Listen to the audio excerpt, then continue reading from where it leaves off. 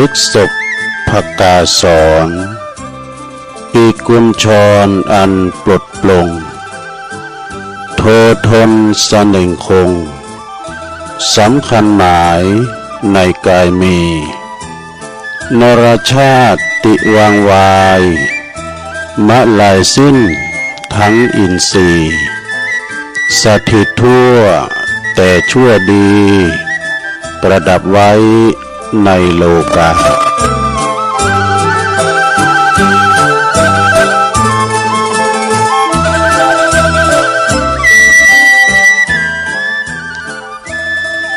ขอนอบน้อมแด่พระรัตนตรัยอันมีพระพุทธพระธรรมพระสงฆ์เป็นสรณะที่พึ่งกราบแนบไต่ไหวสาถวายความเคารพมายังครูบาอาจารย์ พระมหาเถรานุเถระตันเจ้าคณะพระสังฆาธิการพระภิกษุสามเณรเจ้าจุโตนจุองค์กุวัดวาอารามพร้อมตึงสำนักติภักสงฆ์ตัวเนอก็ขอเจริญปอนเจริญชัยเจริญสุขมายังบรรดาปออกแม่ออกศรัทธาตันสาธุชนนักศีลนักบุญคนดีหมู่เฮาเจ้าขาดทั้งหลายเวลาบ่ายมาเนาะบ่าย3 โมงมาก็มาหมุนคืนมาฟังรายการสารธรรมยามแลงยามบ่ายรายการสารธรรมยามแลงนี่ก็รับผิดชอบดำเนินรายการโดยต้นตัวแห่งอาตมาภาพเก่ากับผมตุลุงนันชัยวัฒนาคเสโนคุณเก่าคุณเดิมคุณเฒ่าก็มาเข้าสู่รายการน้อมนำเอาสาระธรรมะ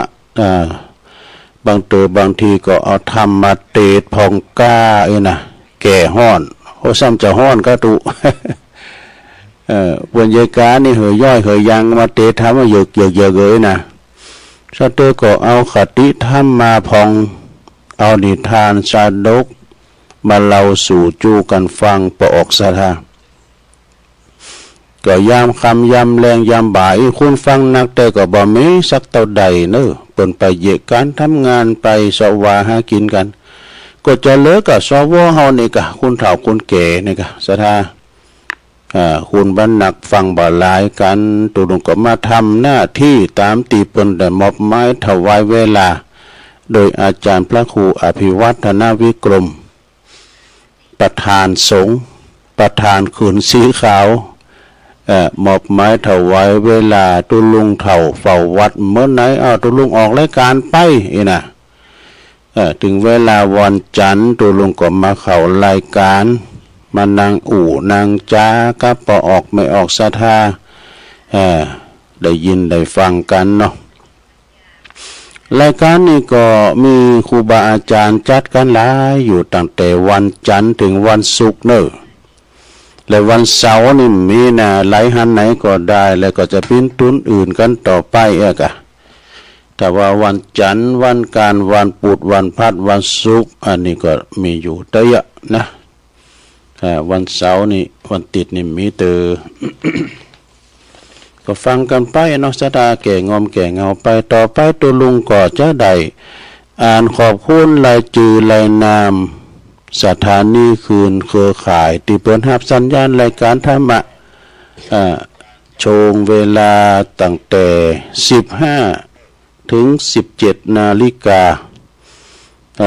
15 ถึง 17 นาฬิกาก็คือหมายความว่าบ่าย3 โมงบ่าย3 โมงจนถึงบ่าย5 โมงเห็นเนาะ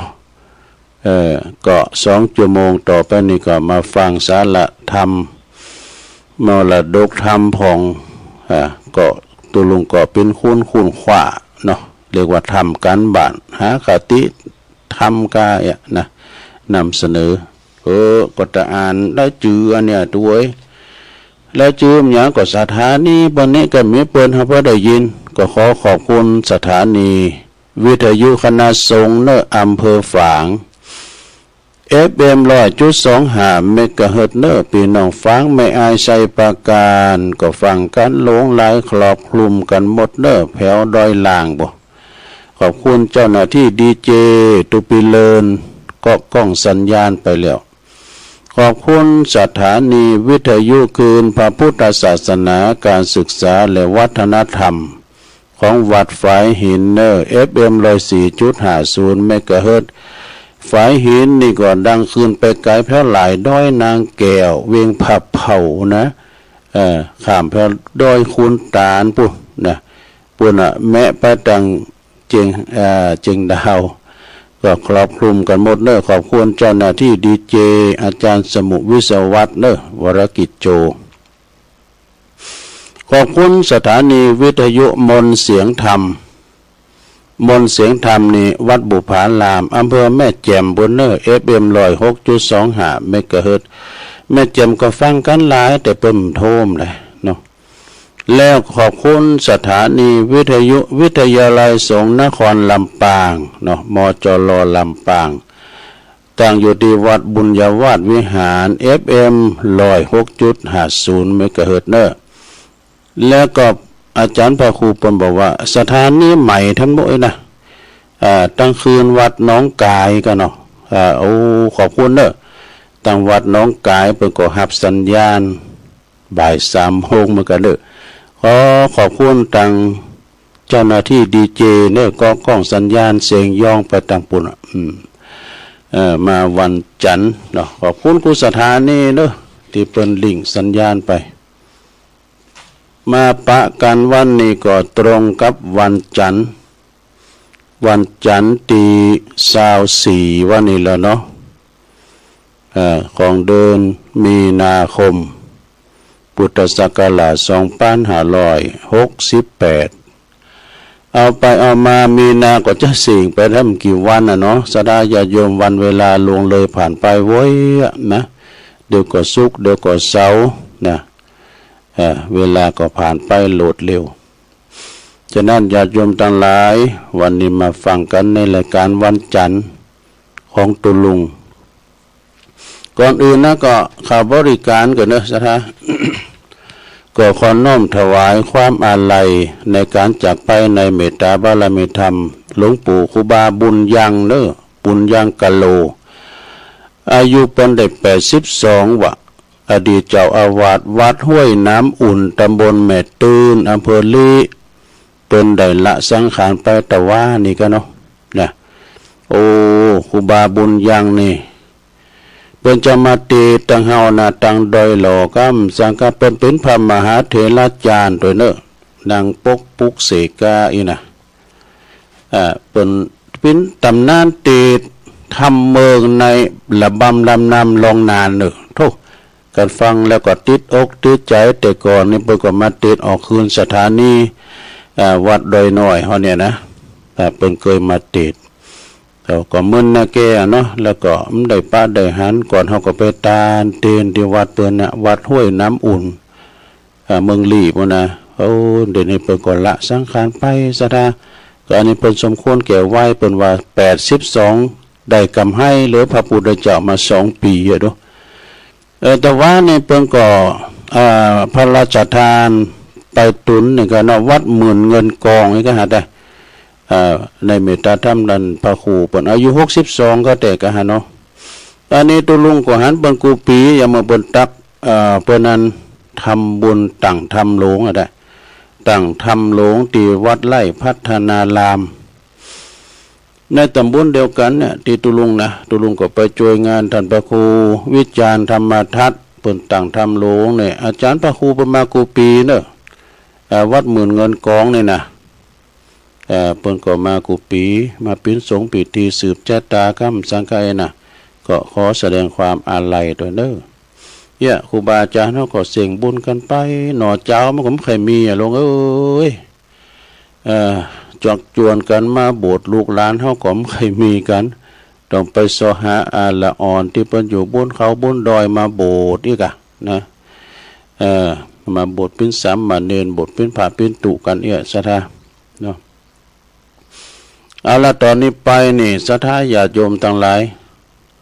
จะเอาธรรมมาตีทำบรรยายให้กันเนาะสดาเนาะแต่ว่าบรรยายว่าต่างนะโมก็ได้กะเนาะ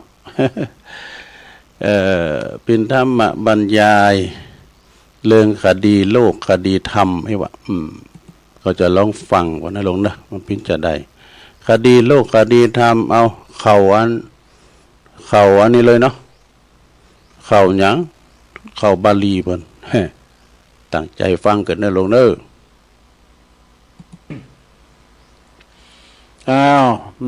ในอันบาลีเพิ่นก็บอกว่านัตถิโมหะสมังชาลังตินี่นะเปิ่นก็ต่อจากนี้ไปต้นตัวแห่งตัวลุงก็จักได้น้อมนำเอาธรรมะขององค์พระสัมมาสัมพุทธเจ้ามาแสดงจี้แจงให้แก่มวลหมู่ตายกตายิกาเนาะท่านผู้ฟังกันที่อยู่ตั้งบ้านตั้งจองนะตึงยิงตึงใจใหญ่น้อยอันมานังหยาดย้ายหยาดย่อยปิ้นถอยปิ้นกองเปอวารอคอยสดับรับฟังพระสัทธรรมเทศนาแต่ก็เพิ่มพูนสติปัญญาปัญญาเนาะ เป็นนั้นบ่อเกิดแห่งบุญกุศลก็โดยเฉพาะอย่างยิ่งก็เจ้าพุทธทุกท่านทุกคนเฮานี่นะประวัติต่างน้อมกายวาจาใจนะน้อมจิตน้อมใจกายวาจาใจเป่งวาจาไหวพระรับศีลเนาะไหวพระรับศีลยามเจ้าเฮาไปวัดไปวาเฮาก็ไปไหวพระรับศีลมาแล้วเนาะแล้วก็เป็นว่ากราบลง3 ครั้งนึกถึงในใจว่าพุทโธเมนาโถนะขอถึงพระพุทธเป็นที่ปึงธัมโมเมนาโถกราบทน2นี่ก็ขอถึงพระธรรมเป็นที่ปึงกราบทน3ก็สังโฆเมนาโถขอนึกถึงพระสงฆ์เป็นสรณะที่ปึงนี่นะเพราะว่าจะประกอบพิธีกรรมอันใดอันหนึ่งแต่หัวใจของการทำบุญที่แท้จริงก็จะขาดเสียว่าใดก็คือการมีพระธรรมเทศนานี่การฟังธรรมที่ทำแล้วลงเอ้ย การฟังเทศฟังธรรมเพิ่นก็ไปนิมนต์พระสงฆ์องค์สังฆเจ้ามาเทศนาขาดวัตถุสิ่งของอันอื่นบ่ปิ้นยั้งนะแต่ว่าขาดการเทศการธรรมนี่มันขาดบ่ได้ฉะนั้นการทำบุญทำบุญทำกุศลทุกอย่างก็จะสมบูรณ์และก็จะเกิดภาลาอานิสงส์แท้จริงก็คือการฟังเทศน์ฟังธรรมเนี่ยเนาะศรัทธาเนาะฟังเทศน์ฟังธรรมฟังพระธรรมเทศนาก็คือเป็นคำสั่งคำสอนขององค์สมเด็จพระบวรสัมมาสัมพุทธเจ้าเป็นสิ่งที่เคารพบูชาสูงสุดของหมู่เฮาเจ้าปุถุทั้งหลายแม้ว่าพระพุทธเจ้าที่เคารพพระธรรมก็พระธรรมคุณเฮาก็เคารพกราบไหว้เป็นตัวแทนพระพุทธเจ้าแม่ปรินิพพานไปแล้วเนาะสัทธัมโมครุกาตับโพควรเคารพพระสัทธรรมเนี่ยตนก็ว่ามนุษย์ปุถุชนคนสามัญชนคนธรรมดาอย่างเฮาเจ้าขาดทั้งหลายนี่นะสถาพระพุทธเจ้าเพิ่นตรัสว่าสัตวโลกเนาะสัตวโลกก็คือผู้คล้องอยู่ติดอยู่ในโลกอยู่นะแห่งวัฏสงสารเด้อสถาเด้อเหมือนฝูงนกที่มันติดอยู่ตาข่ายของนายพรานที่มันดักไว้หาแปลว่าหาทางออกบ่ได้ติดข่ายในพรานแล้วหาทางออกบ่ได้เปรียบเหมือนคุณเฮาที่ถูกกิเลสยึดไว้อวิชชาคือความบ่ฮู้ปิดบังอำพรางปัญญาไว้ได้แก่โลภะโทสะโมหะเนี่ยตัณหา3 เหงาโลนี่3อย่างนี่นะเป็นตัณหา3 เหงาที่มา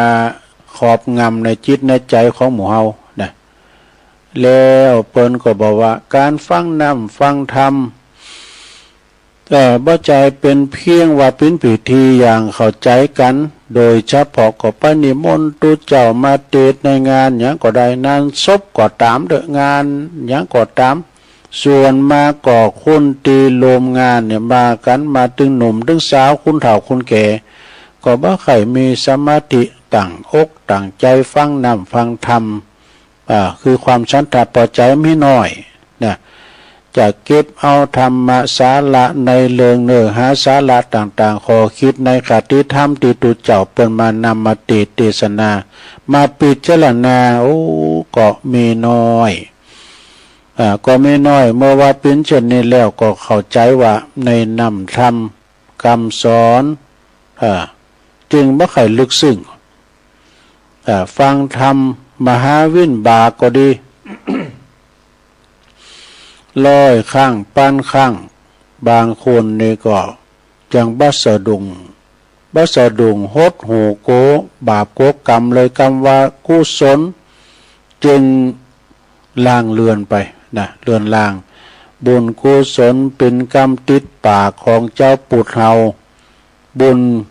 เป็นจือของความสุขกายความสบายใจนะบุญนี่นะกุศลก็หมายถึงความฉลาดโห่บาปบุญกุญโตดโห่ความเสื่อม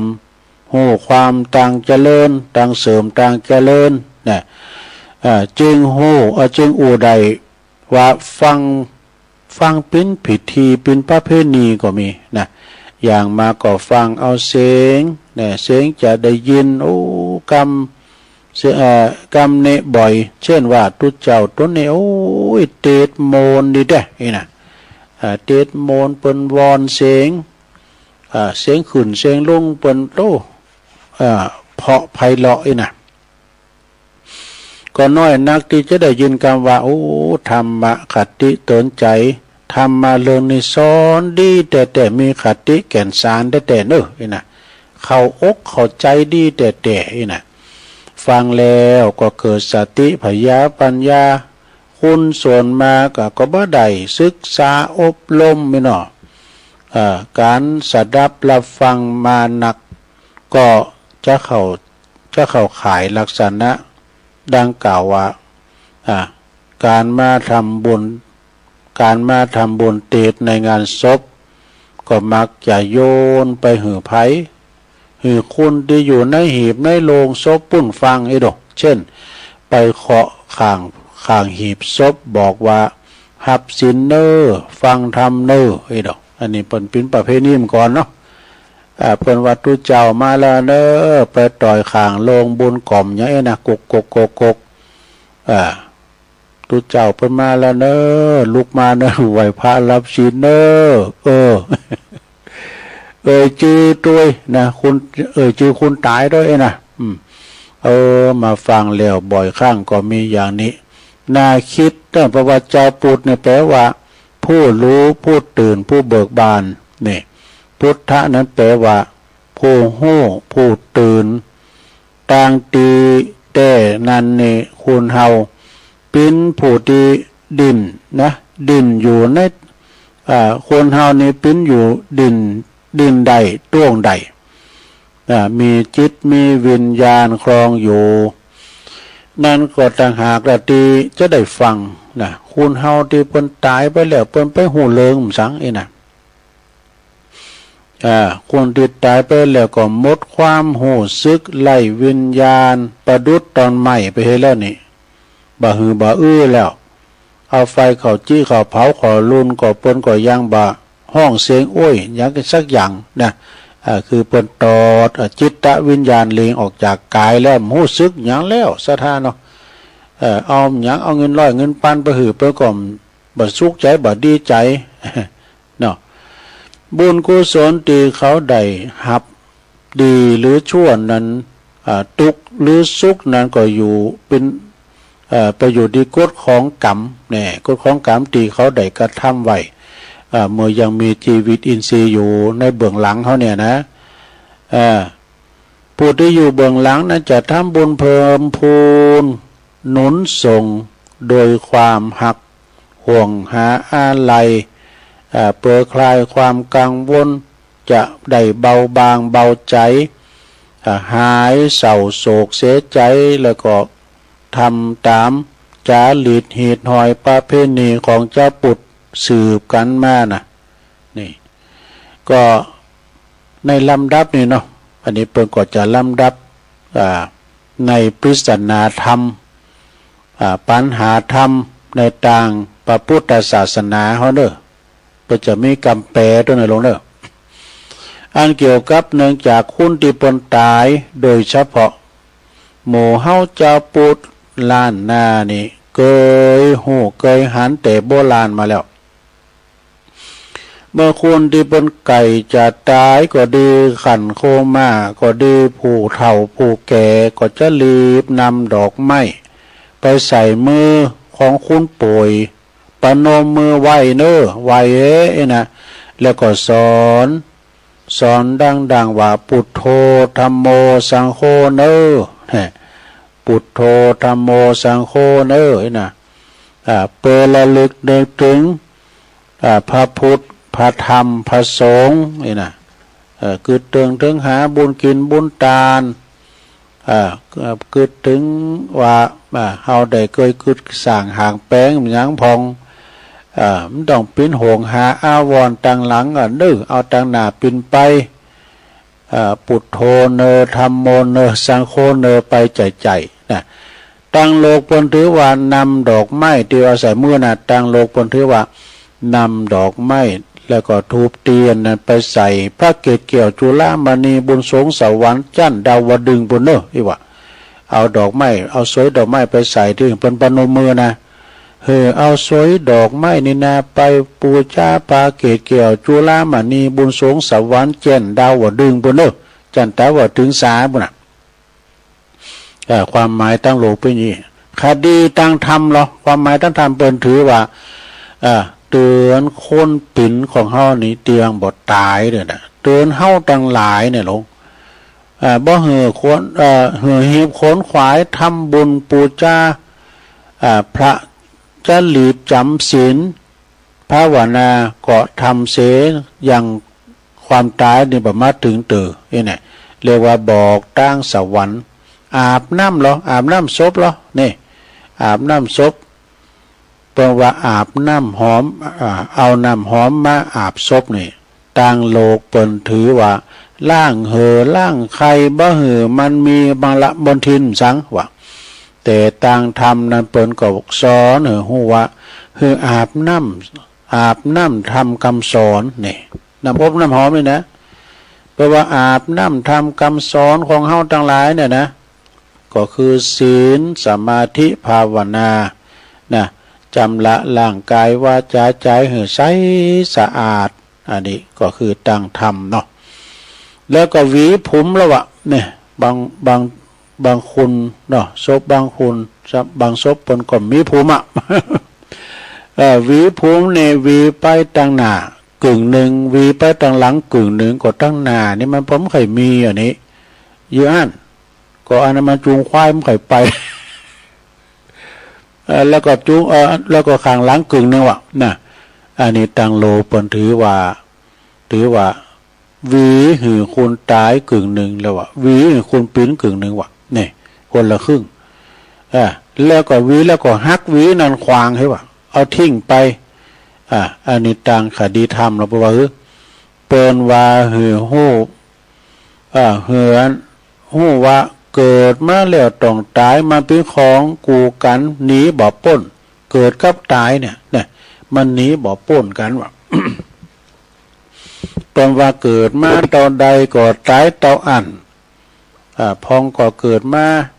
อายุมันยืนยาว120 ขบเข่าวาสาก็ยังมีแต่มันมีหน่อย7 80 90 100นี่ก็มีแต่บางคนนี่ก็ได้4 5 ปี6 ปี7 ปีบางคนก็เกิดมาหมอกฝ่าแมบยามเดียวเนี่ยแต่บางคนก็เสียตายให้อยู่ในต่อมได้หันโลกอันสดใสสักกรรมอันนี้มันแล้วแต่กรรมไพ่บุญมันเนาะซะได้เนาะแล้วก็นุ่งผ้าศพนี่เนาะนี่มาตั้งนุ่งผ้านุ่งโคเนอะ นุงผ้านุงโคศพนี่ตกแต่งห่างนุงผ้านุงโคศพนี่ก็เปิ้นว่าเอาชายเงินผ่าเนี่ยไปไว้ข้างหน้าแล้วก็ข้างหลังว่ะเนี่ยชายเงินผ่านี้เอาไว้ข้างหน้าและข้างหลังต่างโลกถือว่านุงของคนตายกึ่งหนึ่งเนี่ยคนเป็นกึ่งหนึ่งเนี่ยเอาคนละครึ่งทำแล้วก็ผ่าห่อผ้าขาวนี่หรอเนี่ยธรรมะสอนหือมีสุจริตกายวาจาใจขาวใสบริสุทธิ์เหมือนกับผ้าขาวนั่นเองเนี่ยแล้วก็เอาเงินใส่ปากนี่หรอใส่หลายปาดเดียวแล้วก็ เอาเงินใส่เอาเงินทองมาใส่บาตรใส่ปากคนตายนี่ต่างคดีโลกเปิ้นว่าสมมติว่าเป็นกาเดินทางการลดขึ้นไปทางสวรรค์โอ้ถ้าขึ้นสวรรค์ก็เสี่ยงการลดโดยสารอยู่ได้นี่เพราะว่านี่ เพราะว่าแต่ทางคดีโลกเปิ้นสมมติว่าเป็นการเดินเป็นการลดโดยสารไปทางสวรรค์ว่ะ แต่คดีธรรมแล้วบ่ฮึสอนหือใจเงินหือเป็นประโยชน์นี่คดีธรรมนะคดีธรรมเป็นครับสอนหือใจเงินหือเป็นประโยชน์นี่แล้วก็แบ่งกินแบ่งใจนี่หรอนี่แบ่งกินแบ่งใจหมายความว่าอย่างไรก็เป็นกรรมเป็นกรรมให้ว่ะเป็นทุนทำบุญสุนทานเนี่ยเป็นการทำบุญสุนทานเป็นกรรมให้เนอะอย่าตะหนีหันแก่โตเกินไปนะตายไปสลึงเดียวก็เอาไปโดยบ้าใดก็แต่ละไว้เหอลูกเหอหลานสืบแดนต่อไปนะละให้ลูกเหอหลานพี่น้องทะเลาะวิวาทกันแย่งชิงกันถึงตายก็มี เรียกว่ามรดกเลิศก็มีนะเนาะแล้วต่อไปประวัติมัดศพนี่เรานะใจเจิก3 เปาะนี่3 เปาะว่ะใจเจิก3 เปาะนี่ก็คือว่ามัดมือมัดคอมัดเท้านี่3 อย่างนะ3 เปาะนี่นะต่างคดีโลกเปิ้นถือว่าบ่หือศพนะมันไกลมันปองกับหีบศพแตกอีกว่ะต่างคดีธรรมเหรอ ต่างคดีธรรมเพื่อก่อหมายความว่าปุตตังคีเจเนี่ยเพื่อว่าหักลูกเหมือนเจิกผูกคอว่ะหักลูกเต่าเนี่ยนะเหมือนเจิกผูกคอท่านนางปาเทนี่เหรอ อันนี้ก็หักสมบัติเขาของเงินคำสัมปติเหมือนกับเจิกผูกเท้าเจิกมัดตีนว่ะดูภรรยาหัตเถนี่เหรอหักภรรยาเหมือนเจิกผูกมือว่ะดู3 อย่างนี่นะสดาเลิกว่าตัณหานะเพราะว่าเลิกว่าตัณหา3เรียกว่า3แล้วก็เจิก3 สินนะก็มามัดเอาดินล้นอยู่ในวัฏสงสารแต่กันเนาะดินล้นอยู่ในวัฏสงสารเฮานี่แหละ แล้วเปิ้นก็ว่าปูฝากนี่ฝากหูจักเหรอฝากเอาไม้สร้างมาซับปิ้นฝากนี่กะเปิ้นว่าปูฝากหีบศพเนี่ยมี74ด้วยกันว่ามี74 กลีบมี74ซับฟันปินหูคดีโลกถือว่าหือเปลวไฟหลอดขึ้นสะดวกว่ะมันเผาง่ายดีไงเนาะคดีทำเหรอตั้งทำเปิ้นก็สอนหือเดินตามตั้งวิสุทธิมรรค7 ประการดอกเดินตามตั้งวิสุทธิมรรค7 ประการกายบันได3 ขันนี่พอมีขึ้นได้3 ขันนะกายบันได3 ขันก็เอาไม้หรือว่าเอาการกล้วยก็ได้คดีทำเปิ้นถือว่าหือผีขืนงายว่ะหือผีขืนงายลุงงายไปไหวพระเกศแก้วบนสวรรค์นี่คดีธรรมก็หมายถึง3 ภพเนอะ นะคดีธรรมก็หมายถึง3ภพภพ3หมายถึงถึงภพ3กามภพรูปภพอรูปภพนี่อันสัตว์โลกนั้นเวียนว่ายตายเกิดอยู่ในวัฏสงสารแล้วเปิ้นต่างศพละ การเดียวว่าเปิ้นต่างศพนั้นต้องหันหัวไปทางทิศตะวันตกพุ่นน่ะวะนะไปทิศตะวันตกทางคดีโลกก็ถือว่านอนอย่างผีวะ นอนอย่างผีต่างคดีธรรมเปิ้นก็สอนว่าให้พิจารณาความเกิดแก่เจ็บตายเกิดขึ้นตั้งอยู่แล้วก็ดับไปนะเหมือนกับพระอาทิตย์คล้อยเคลื่อนเลือนหลับมืดไปฉะนั้นนี่แล้วเปิ้นก็มาถึงจุดไฟไหวบุญโหศพเนี่ยมันมีดอกโกมนะหลวงเนาะเปิ้นตามว่าตั้งตีนก็มีตั้งโหก็มีสับเตนะคดีโลกเปิ้นก็ว่าตามไหวแตนไฟฟ้าดับเข้าใจแตนไฟถาตีผู้ตายเนี่ยหรือว่าโกผีวะ แต่กันเนาะตามไหวไปโกผีวะคดีโลกเปิ้นก็ว่าตามไหวแตนไฟถาด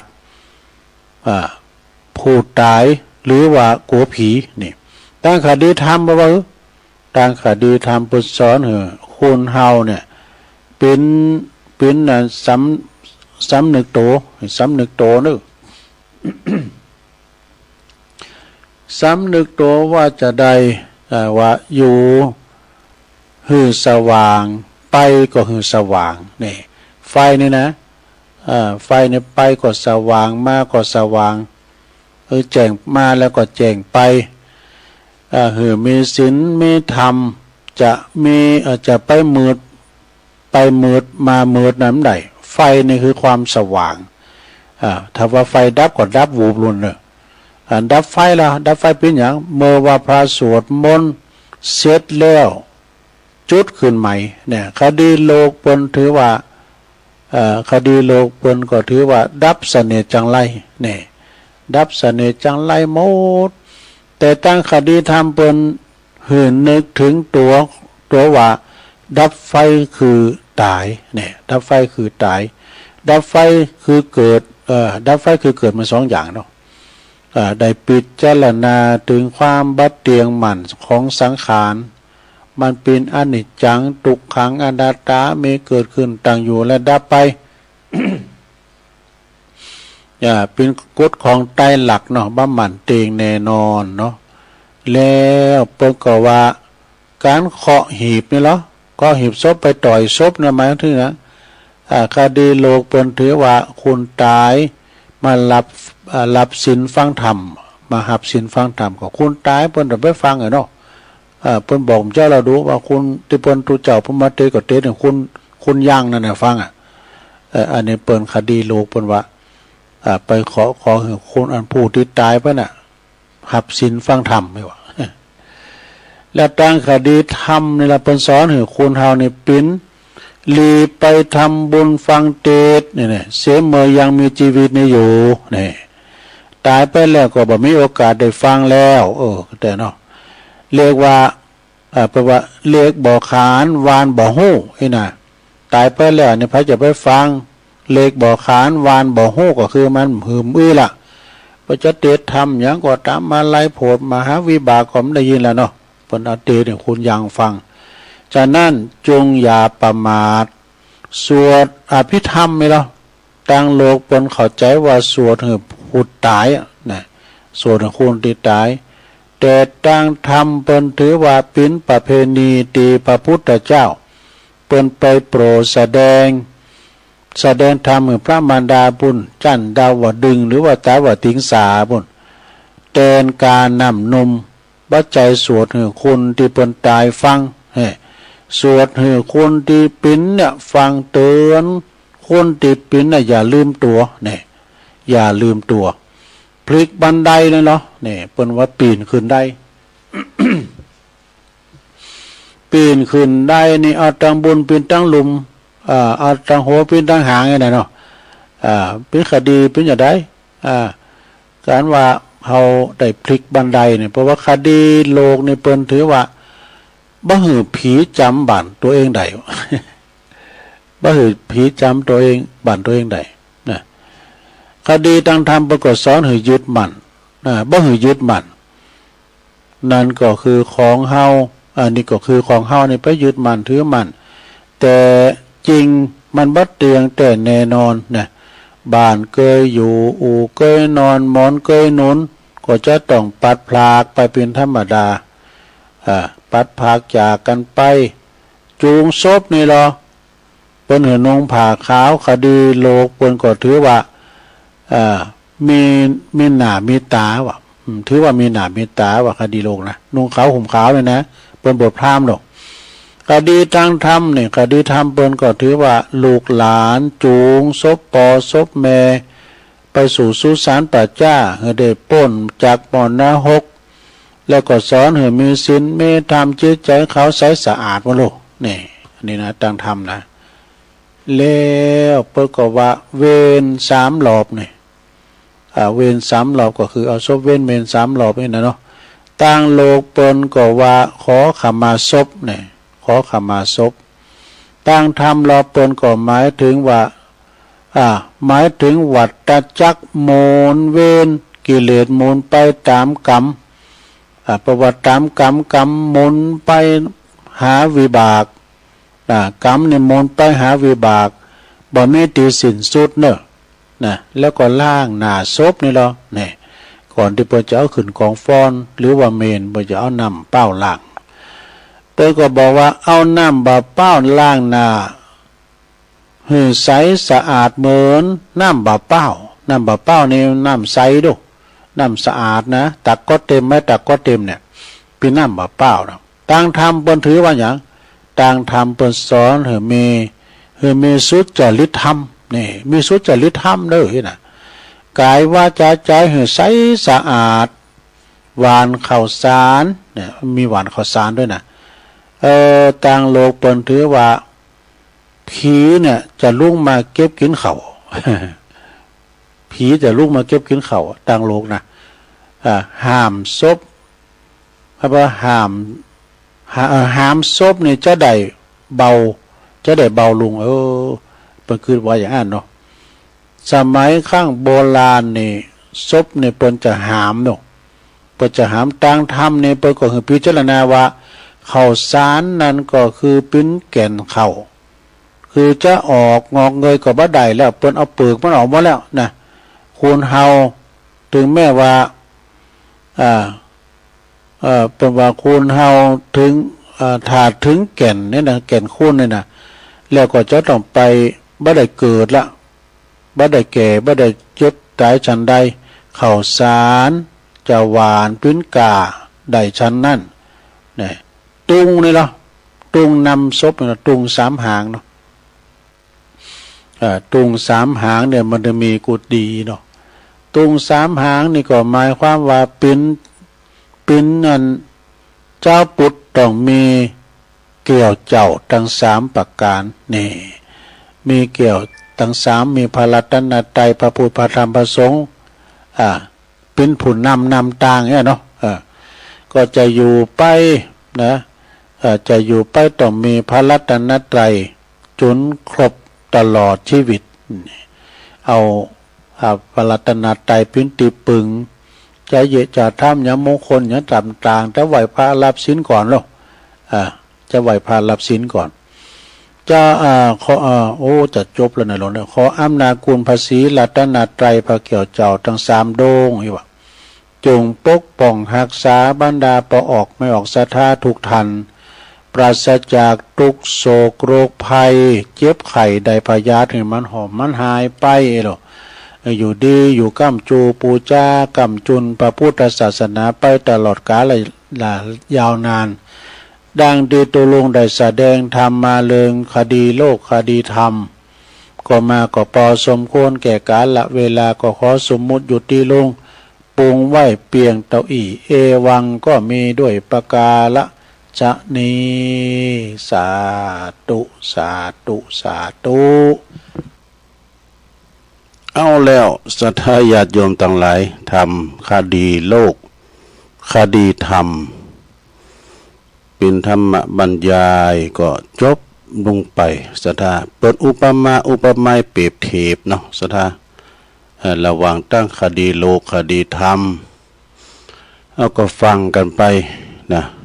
อันนี้ตามในธรรมเนาะศรัทธาญาติโยมทั้งหลายต่อไปเอาปอนธรรมไว้ก่อนเนาะเอาปอนธรรมไว้ก่อนตึงโลงตึงหลาย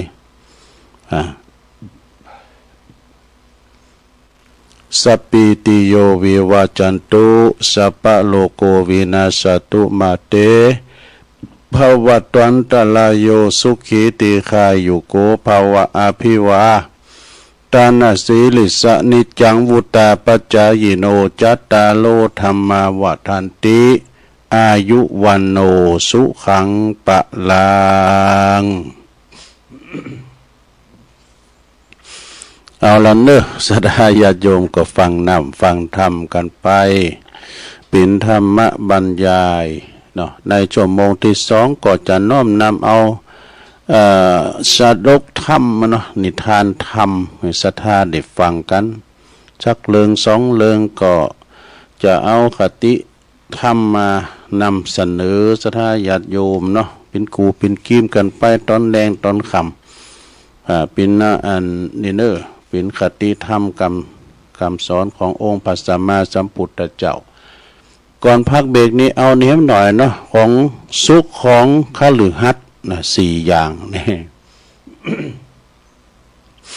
อันนี้ก็มาใน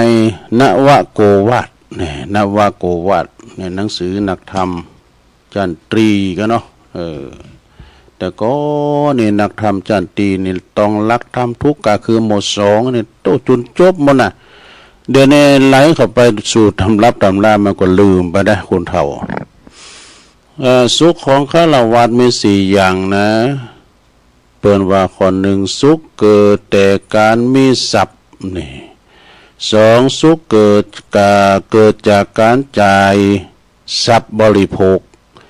สามสุขเกิดแต่ความบัดต้องปิ้นหนี้ปิ้นสินไผน่ะสี่สุขเกิดแต่ประกอบการงานปราศจากโทษศรัทธาญาติโยมเนี่ยสุขข้อหนึ่งนะก็เกิดจากการเฮามีทรัพย์สินเงินทองเข้าของสัมปตินี่บางคนนะก็มังมีสีสุขเปิ้นเต้าเฮ็ดทำให้ปอแม่เปิ้นมาแล้วพระคุณมุญญาเปิ้นโรยนี่นะเนาะก็เกิดแต่ความที่ว่ามีทรัพย์ได้มาโดยชอบธรรมบ่ลักบ่จกบ่ซอบ่โกงของไผเนาะเป็นทรัพย์ที่สืบแต่ปอแต่แม่ปู่ย่าตาโทษมาเปิ้นรักษาไว้ดีนะเป็นของผักกูลอย่างเปิ้นมีไห้มีนาปาตั้งนะเปิ้นก็ได้กุเปียเปิ้นปลูกมองปลูมลำไยปลูมโทเลนปลูกหยังก็ตามแต่เปิ้นก็ได้ขายกุปีไอ้น่ะดูแลใจใส่ก็สุขจากการที่มีทรัพย์สินหินแห่ทรัพย์ที่เป็นหาไว้นะทรัพย์สินเงินทองก็แม่นะไหนาปาตั้งก็เป็นทรัพย์ที่เคลื่อนที่ได้แล้วก็ทรัพย์ที่เคลื่อนที่ไม่ได้นะเป็นว่าสังหาริมทรัพย์อีกอันเนี่ยก็ตุลุงก็ลืมมาแล้วข้อที่สองสุขเกิดแต่การจ่ายทรัพย์บริโภคจ่ายทรัพย์บริโภคเงินคำกำแก้วเฮาได้มาโดยชอบเฮาไปซื้อมาบริโภคนำพิสินพิธรรมยังบ่ลักบ่จกเอาไปอันนี้ก็คือว่าสุขเกิดแต่การจ่ายทรัพย์ซื้อว่าเสาะว่าหากินมาเนาะนำบาน้ำแห้งเฮาสามสุขเกิดแต่ความบ่ต้องปิ้นหนี้ปิ้นสินที่จริงนี่คนเฮานี่มันก็ไผก็บ่ใครปิ้นหนี้ปิ้นสินแต่ว่าซ้ำเติมมันก็เหตุการณ์จำเป็นเหมือนกันน่ะเลิศเข้าตาเหมือนกันน่ะจำเป็นต้องยืมบางคนนี่ก็ยืมหันมาปกนี่นะก็จะมีอยู่อันใดฮ้อนก็อันนั้นปกเอาตียินมาปกฮ้อน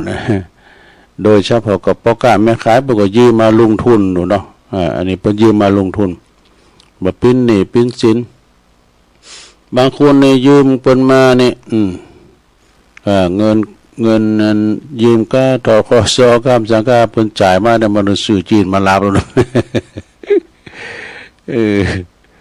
อันเนี้ยก็เวลาเฮาปิ้นหนีปูนจะเอาไปใจนี่จะสินเอายืมของคุณบ้านก็มันก็ได้ขี่ดอกแป้งให้หน่อยนะโธ่ก็เปิ้นมาหันใส่ก็บ่ต้องรอบๆแลบๆเหมือนกันเด้อจะลบหนี้ลบสิน มันปิ้นตุก การปิ้นนี่ปิ้นตุกเป็นว่าอินาตานังทุกขังโลเกการกูหนี้ยืมสินนี่ปิ้นตุกในโลกเนาะข้อที่4โยม4นี้สุขเกิดแต่ประกอบการงานที่ปราศจากโทษนี่เขาทำงานโดยผิดศีลผิดธรรมผิดกฎหมายบ้านเมืองก็เกิดสุขแล้วมีทรัพย์ทำให้เกิดสุขความปลื้มใจนี่บุคคลผู้มีทรัพย์ก็ได้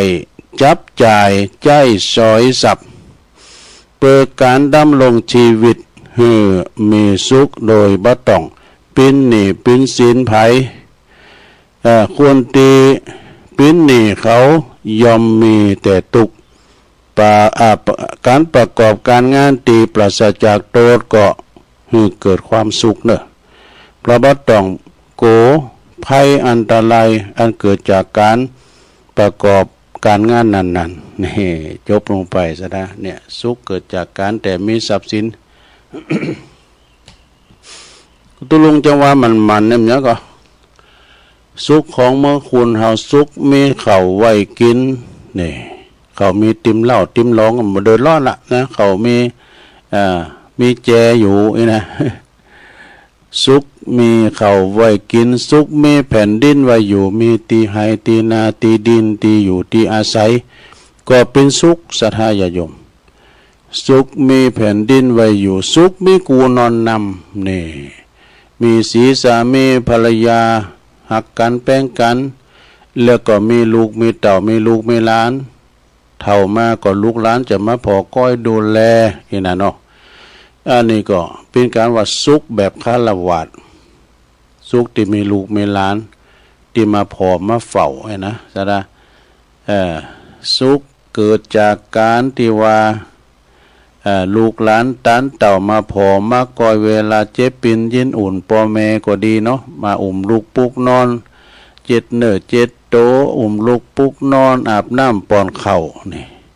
สุขมีข้าวไว้กินสุขมีแผ่นดินไว้อยู่สุขมีกูนอนนำสุขมีเงินมีคำติ๋มถุงติ๋มไถแล้วก็ทุสุขได้อยู่เฮือนหลังใหญ่มุงกระดานสุขมีลูกมีหลานมานั่งแวดเฝ้าสุขของคุณหนุ่มคุณเฒ่าเขาเนี่ยนะเนาะก็เกิดจากการฟังนำฟังธรรมเนี่ยสาธาคุณหนุ่มคุณกำผมไปฟังเห็นใดคุณเฒ่าก็ตามเด้อกันเพิ่นไฟใจนะเราไปก็โหมไปก็ฟังนั่นนะอันนี้ก็แล้วแต่ไผแต่มันไปที่จะได้ฟังนำฟังธรรมฟังนำธรรมคำสอนขององค์บวรสัมมาสัมพุทธเจ้าที่เปิ้นได้จารึกบันทึกไว้แต่เฮิงเมินนานเนาะอย่างตุลุงในสอบฟังแต่ฟังตุเจ้าครูบาอาจารย์กูตุนกูองเพราะว่าจะคืนไหนก็ตามคืนวัดพระบาทตากผ้าก็ตามคืนครูบาอินทรก็ตามคืนเก่าหกก็ตามเด้อนะฟังเปิ้นจำได้ก็ถูกอกถูกใจนะก็เอาเปิ้นมาเผยแผ่แท้ไม่ก็มีศรัทธาญาติโยมเนาะแม่เขาก็ฟังกันไปแล้วเนาะตอนนี้ไปตุลุงก็จะพักให้กล้ามเหงือเนาะก็เดี๋ยวจะมาเล่าแล้วก็จะมาสอนย้ำมาเดชมานำเสนอให้ศรัทธาได้ยินได้ฟังกันแถมชั่วโมงหนึ่งเนาะศรัทธา แถมชั่วโมงหนึ่งก็ชั่วโมงที่2แต่ช่วงนี้ก็จะพักกินน้ำกินน้องให้สักกำเดียวก่อนไปหมุนคืนไปไหนเตนเนอร์ เดี๋ยวมาปะกันกำก่อนเจริญพร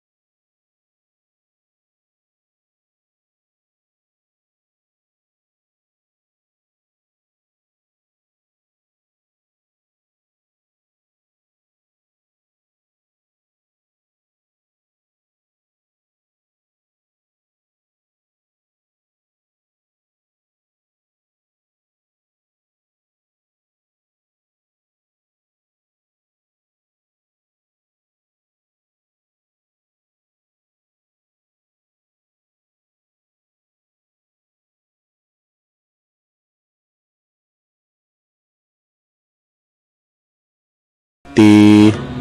เตียวไปเตียวมายืดเส้นยืดสายกำหนึ่งก่อนนั่งมึนก็เจ็บแอวกับคุณเฒ่าก็ทำธุระส่วนตัวเรียบร้อยแล้วก็มานั่งอู่กันต่อในโจมงตีสองเนอะขณะนี้ท่านทั้งหลายก็กำลังฟังรายการ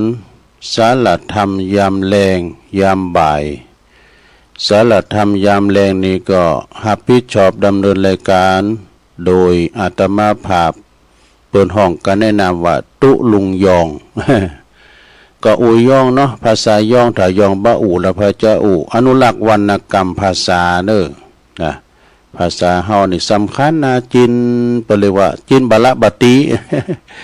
จินเหมาะจินหม่อนเฮาเนี่ยเจอสายเฮามาสายนี่เฮาก็จะไปลืมภาษาเฮาเดี๋ยวบัดเดี๋ยวนี้ใครลืมไข่กายไปเนอะเดี๋ยวนะมันไข่กายพันไปนะภาษาย่องเขาเนี่ยตุลุงพยายามอนุรักษ์นะแล้วเดี๋ยวก็กระผมเข้าใจก็แหม่ให้เพิ่นฟังแปลให้เพิ่นฟังแลนเนี่ยแลนน่ะแปลว่าสังกับแลนก็หกก็ย้ำเข้าใจก็วิ่งเนี่ยนะ แลนถ้าว่าอันจะอันยองแต่นี่กินข้าวนี่เพิ่นว่าด้อยเนาะด้อยข้าว ไปตัวกันกับไปจอมกันเนี่ยมันมีให้อย่างซะนะเนาะภาษายองเฮาเปิ้นให้อนุรักษ์ไว้หลวงพ่อว่าตัวปิ้นภาษายองก็ต้องเอาเสียงในฟิล์มเนอ วันนี้ก็มาดำเนินรายการเนาะศรัทธาญาติโยมทั้งหลายมานางอู่นางจ๋าวันพุกเจ้าก็ได้เข้ามาสู่รายการแถมกรรมปินวันอังคารได้รับมอบไม้ถวายเวลาโดยเมตตาธรรมอาจารย์พระครูอภิวัฒนวิกรมได้มาเข้ารายการตี3เนาะวันพุกเจ้านะของวันอังคารศรัทธากับอุทธาดาฟังก็จะซอเอาอย่างกะเอาอันนั้นหน่อยอันนี้หน่อยตุลุงมาอู่นี่ก็บ่ปาติดปาต่อเนื้อเกิดไหนใดก็ว่าไปจะนั่นเนาะเนื้อเอาโต๊ะจอยขอใส่พองก้านะ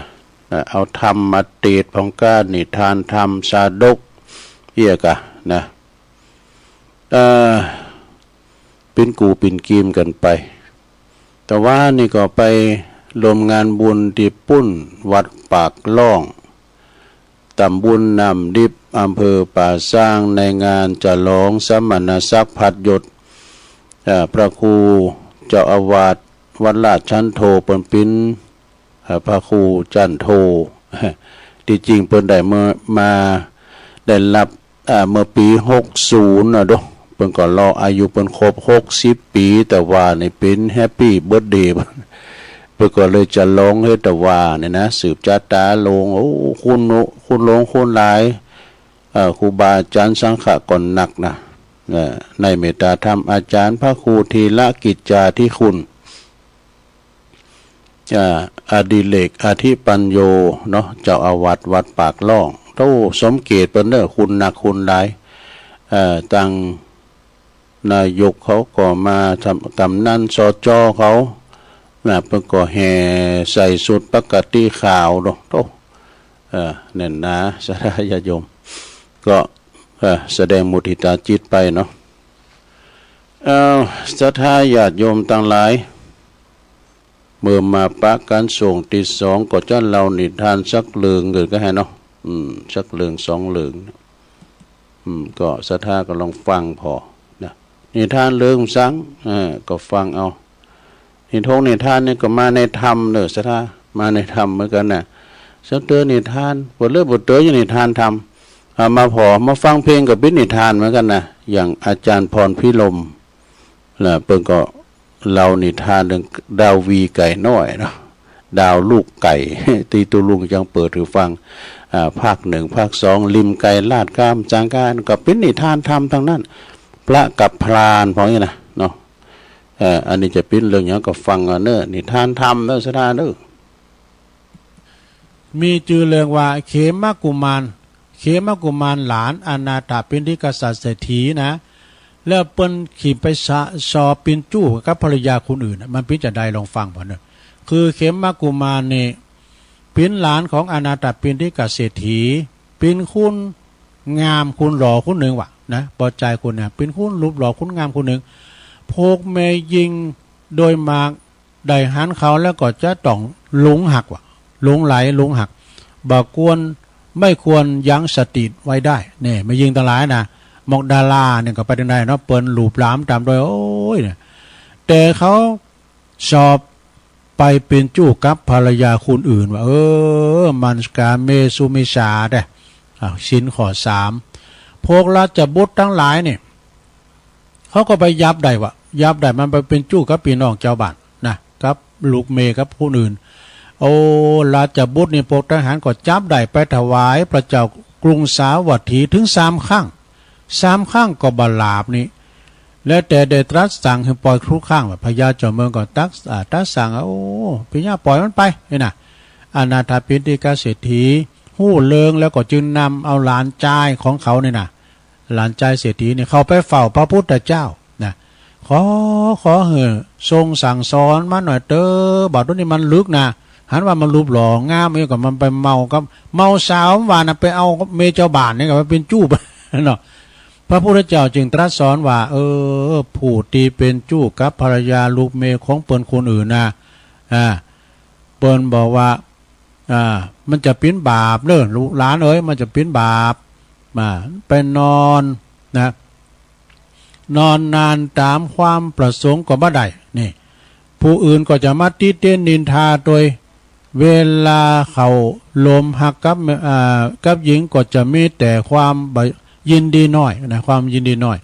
มีความโกหมากก็โกกับโกผูเป็นมหันใสเนาะมีความโกหมาก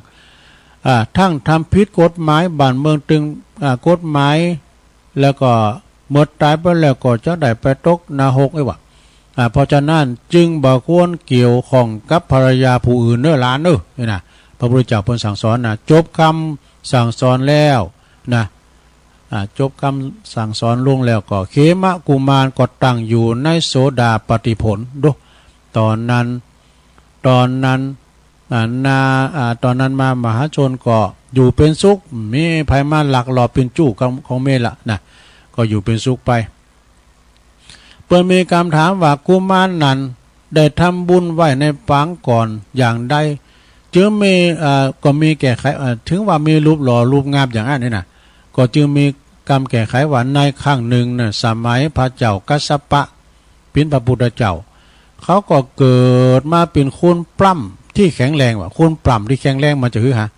เนี่ยได้ทำธงทองปูชาเจดีย์หันทำธงทองนี่ทำธงทองแป้งธงเนี่ยนะไปปูชาพระเจดีย์ของพระพุทธเจ้าแล้วปรารถนาว่าพระเจ้าได้ตานธงทองเข้าในนาเกิดมาภาวะใดจะที่ได้ขอไม่ยิงเมา ขอยิงอื่นนอกจาก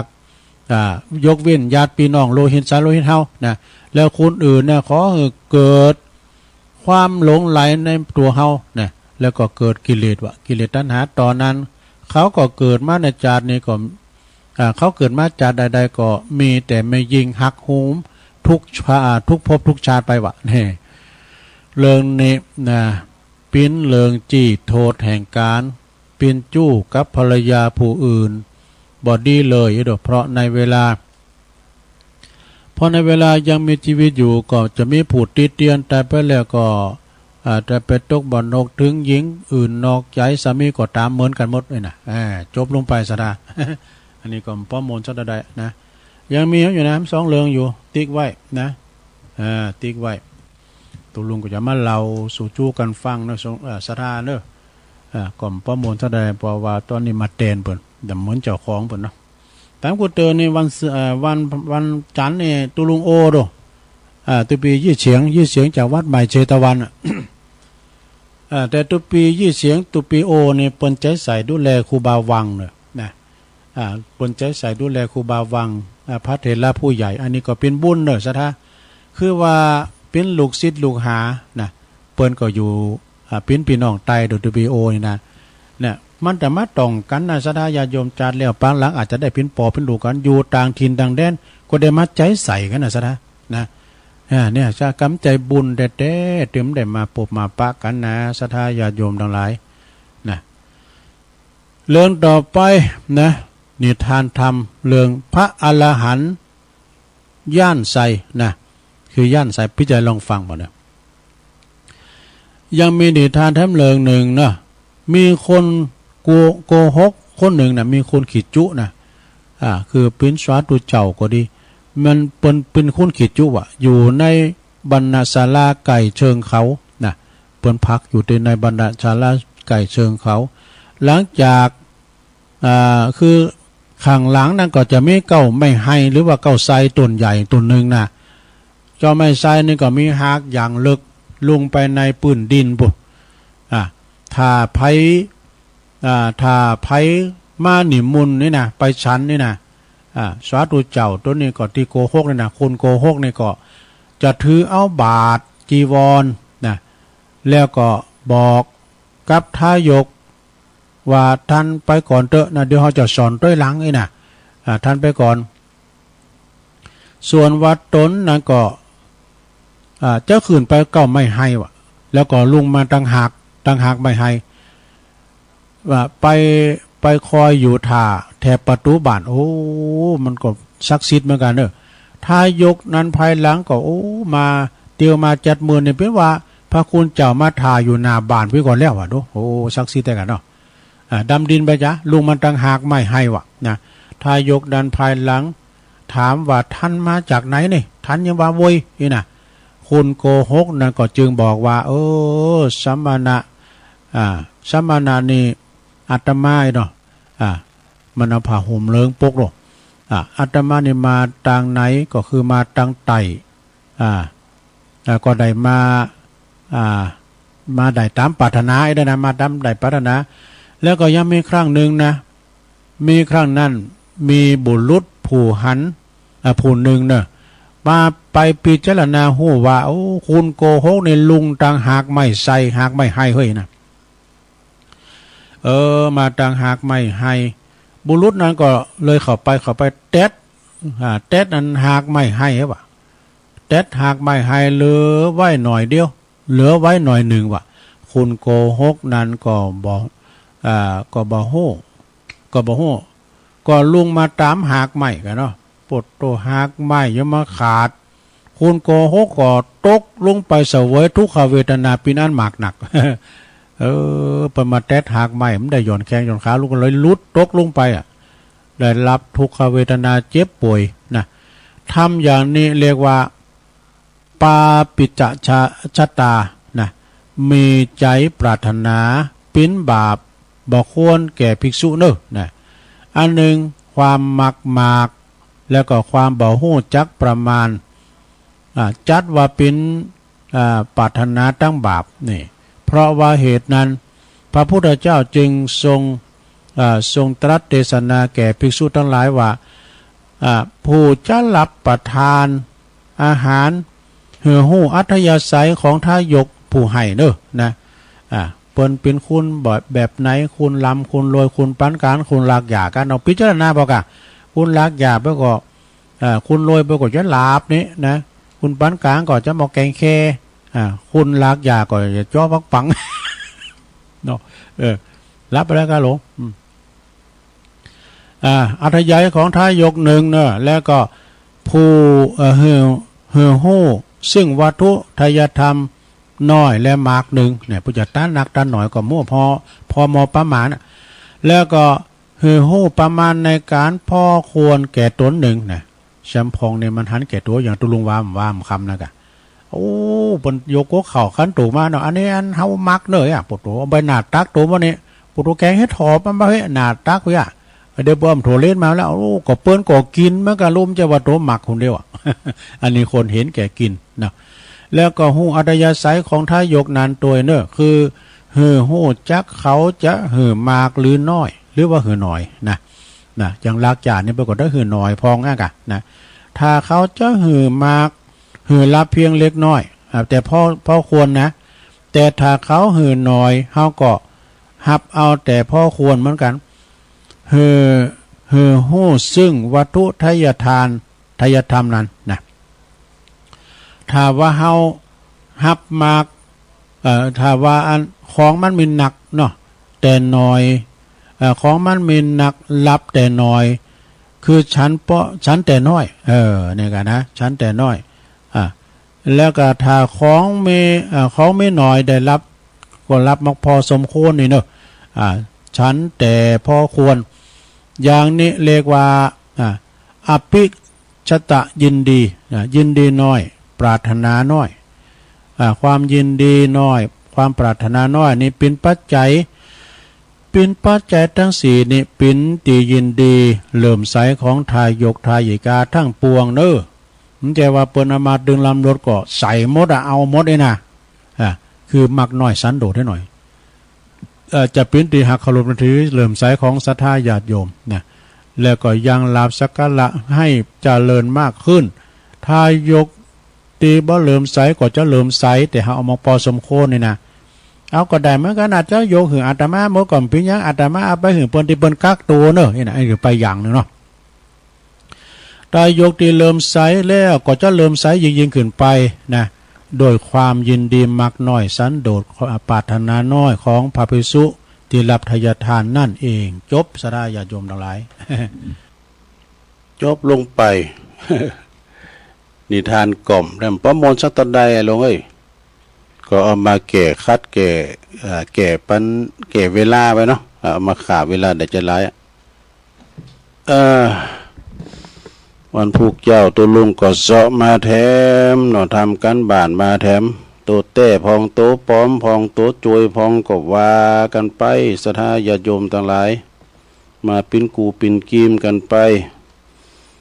นำธรรมคำสอนขององค์พระสัมมาสัมพุทธเจ้านี่มีนักมีหลายมาในหลายสาขา ก็มานำเสนอศรัทธาญาติโยมทั้งหลายได้ฟังกันอันนี้เป็นหนังสือของอาจารย์พระครูสุเมธธรรมเสวีเนอเป็นหนังสือธรรมะของอาจารย์พระครูเปิดมอบไม้ถวายเวลาเป็นบทที่161 161เปิ้นก็บอกว่า ผีสางเทวดายอมนับถือคนที่มีคุณธรรมในจิตเนอะ ผีสางเทวดานี่นะยอมนับถือคนที่มีคุณธรรมในจิตยอมบ่สนใจยศเกียรติตำแหน่งอันใดเลยนะตำแหน่งเกียรติยศสูงเพียงใดเมื่อนั่งอยู่หน้าโยมพบาลสิ่งนั้นก็บ่มีกา จะใหญ่มากขนาดไหนก็ตามนี่นะเนาะก็บ่มีความหมายเมื่อนั่งอยู่ต่อหน้าโยมพบาลเปิ้นเขียนใส่ไว้หันมดติดไว้หนังไม้หนังไม้แล้วก็สูงสุดแค่ไหนถ้ามีความชั่วก็ถูกถีบลุ่งนรกมันว่าดูเหี้ยศรัทธา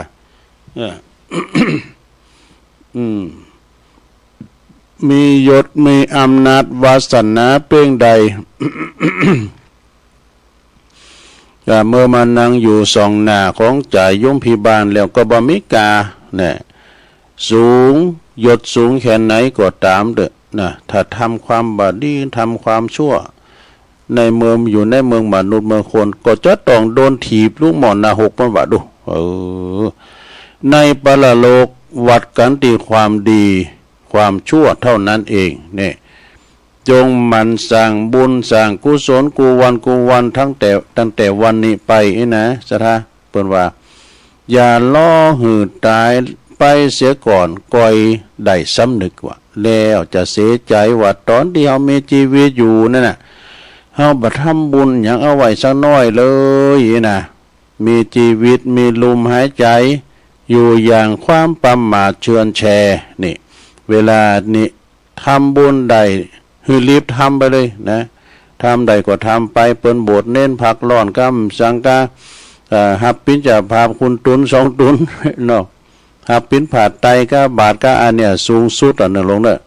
หับปิ้นจะพาโบสถ์เน้นนี่นะขนาดแม่เพิ่นจะไปตกหมอนาหกแต่ๆมีดอกโบสถ์ใหญ่ตะกุ้งเกวียนเนี่ยดูเพิ่นจะหาแม่เพิ่นกำถึง2 ผากเอา1 2 3เอาโยนใส่กระทะหม้อน้ำร้อน มีดอกโบบุญอุลุแลม่ามหัวนำมาหับเอาไว้ บ่หือแม่เปิ้นได้ไปตกกระทะทองแดงเนี่ยบุญผาลึงนะสดาเนาะ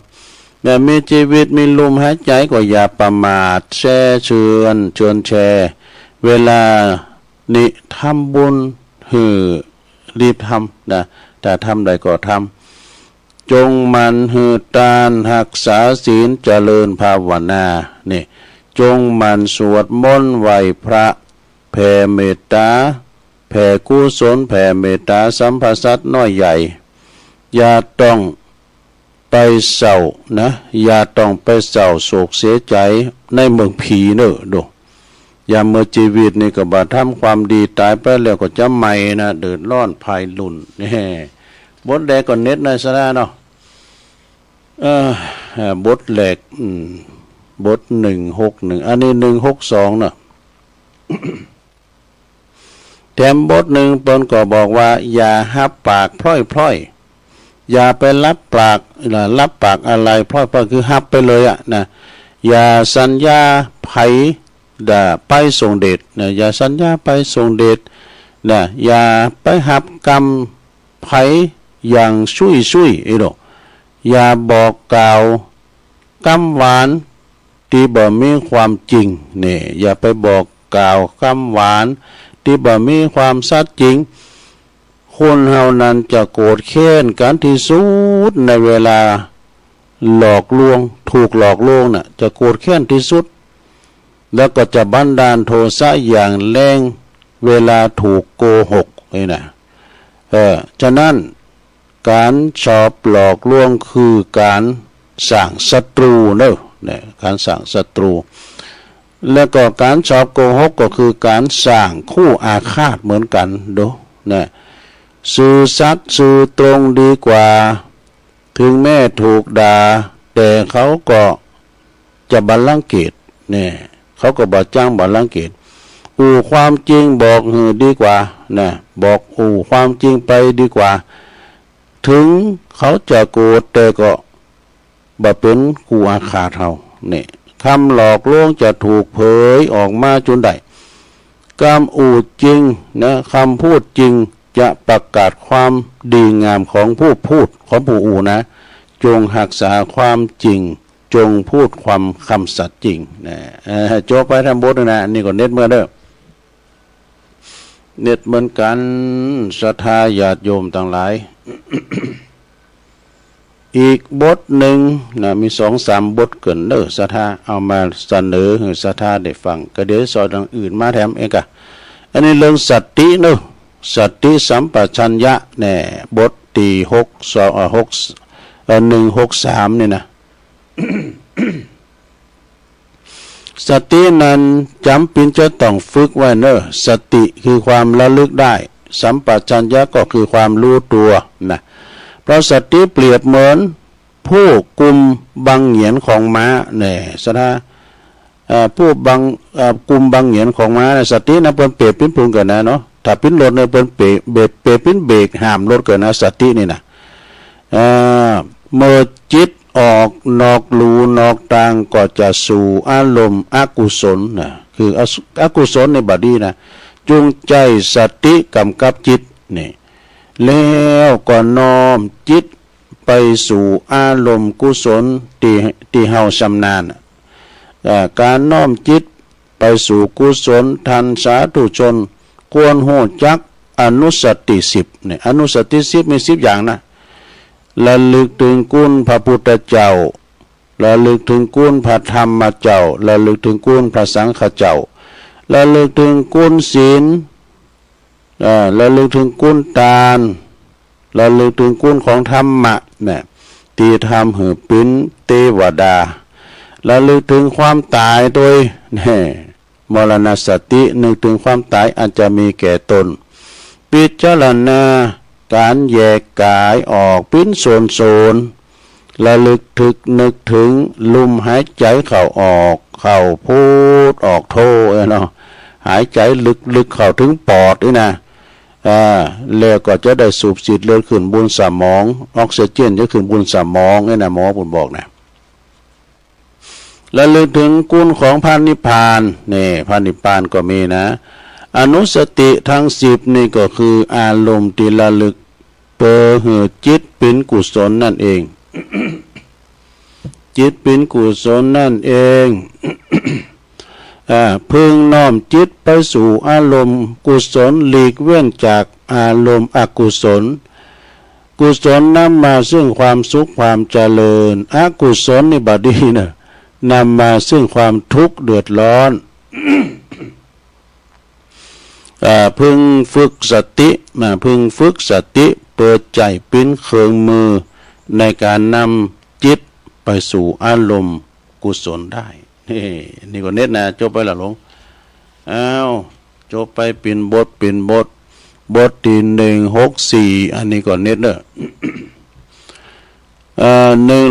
164นี่เปิ้นก็บอกว่าศรัทธาญาติโยมนำผู้นำที่มีผู้ตำหนินะ เอาเป็นผู้นำนะพี่แก่พี่แควนพี่ตัวหลวงก็ตามเด้อมีผู้ตำหนิเนาะผู้นำที่มีผู้ตำหนิติติงมานั่นก็บ่น่าที่จะเป็นโหงเด้อที่เปิ้นติต้อยเฮานะสมมติว่าหากว่าถ้าหากว่าบ่มีไผกล้าตำหนิติติงเลยก็อันนั้นแหละเป็นที่น่าเป็นโหงเด้อก็เปิ้นติงเฮานะก็น่าเป็นโหงเด้อเฮาก็จะพยองทะนงโตก็ไอ้นะถ้าเฮาเผลอใส่สมมุติเนาะสมมุติว่าเฮาเผลอใส่เตียวที่มันปุดกุ่นนะตูดขาดด้วยนะสาระเนี่ยเป็นว่านะมีคนบอกเฮาหือโหโตตั้งแต่เฮาอยู่ในบ้านย่ำออกบ้านดีกว่านี่ยังจะดีกว่ารอคอยที่เฮาจะเดินรอไปแอวกาดแอวลี่จุนไข่มดคูนไข่หัวใส่พร้อมกาดด้วยนะเฮาย่ำหูคิงเลยนะเฮาเพิ่นบอกตั้งแต่อยู่คุ้มอยู่ในเฮือนเฮาอยู่ดีกว่าเปิ้นไผบอกเฮาเตียวแอวกาดเปิ้นบ่ประกาศไม่คล้ายไข่หัวใส่ฮู้ตอนอยู่ในกาดถึงอายผ่องก็ฮู้ถึงอยู่ที่บ้านถึงอายผ่องก็นิดหน่อยนะแต่ถ้าฮู้อยู่ในกลางตลาดก็จะอายนักอายคนตึงกาดดูเปิ้นพอตูดขาดตั้งหน้าตั้งหลังคนฉลาดยอมตั้งคนฉลาดยอมตั้งคุณรอบข้างฟังคุณรอบข้างนะไว้ก่อนแล้วเพิ่นบอกขอบกพร่องของตนเองมีความดีใจเนอะมีความดีใจทุกครั้งที่ฮู้ว่าตัวบกพร่องขาดขอบกพร่องของตนเองนี่เพิ่นบอกคือก่อนนะโชคดีที่ฮู้เร็วถ้าเฮาฮู้ปีหน้ากาเดี๋ยวเพราะว่าถ้าฮู้ปีหน้าจะซวยมากกว่านี้ดู ฮู้ปีนี้ดีกว่าเนาะไผบอกขอบกพร่องขอขาดตกบกพร่องของเฮานี่ฮือฟังจงขอบคุณเขาโดยใจจริงเนอะยินดีเนอะที่บอกนาบุญไปกะนุงเสือทั้งปีได้กันไหน ไปเอากาเดเลียนุงเสือทั้งปีเปิ้นบอกเฮาแต่คุ้มแต่โหแต่เฮือนั่นแหละดีน่ะอย่ากลัวว่าจะฮู้ความจริงจงกลัวว่าจะบ่ฮู้ความจริงความจริงแปลว่าความจริงแม่โหดร้ายแต่เมื่อฮู้จะได้จัดการแก้ไขเนี่ยฮู้ตั้งแต่บัดนี้